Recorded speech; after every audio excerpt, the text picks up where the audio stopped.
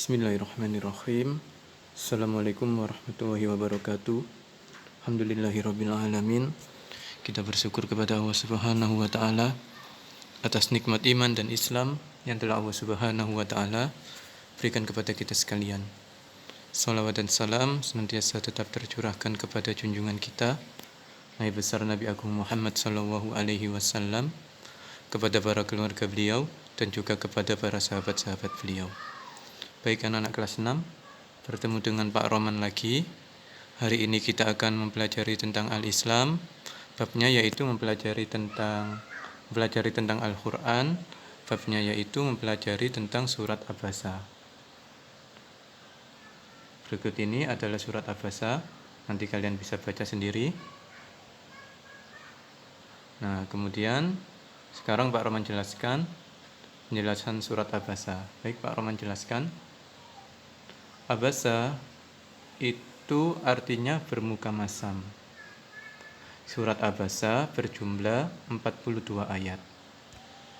Kemudian surat Abasa ini tergolong surat Makkiyah. Berarti diturunkannya di kota Mekah.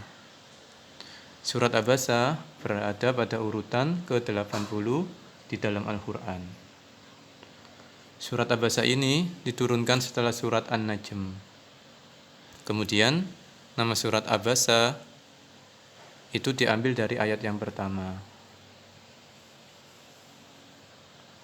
Nah, kemudian ini sebab diturunkannya surat Abasa.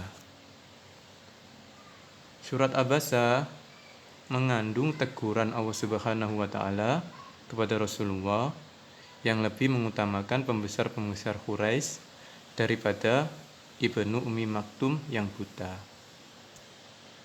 Pada saat itu, Rasulullah SAW sedang sibuk melaksanakan dakwah kepada pembesar-pembesar Quraisy. Kemudian datang seseorang yang bernama Ibnu Ummi Maktum. Kemudian Ibnu Ummi Maktum ini datang dan menyela pembicaraan Rasulullah yang dengan maksud untuk meminta diajarkan tentang Islam.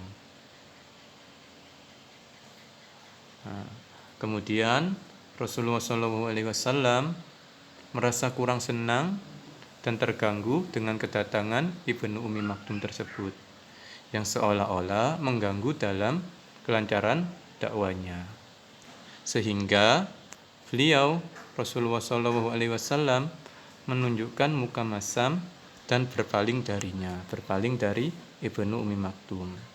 Kemudian Allah Subhanahu wa taala menurunkan ayat ini sebagai teguran kepada Rasulullah supaya menjaga perasaan orang-orang fakir dan bersikap ramah kepada mereka.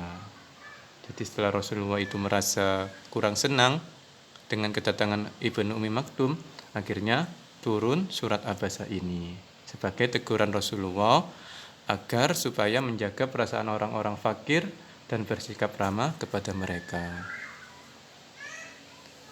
Kemudian isi kandungan surat Abasa.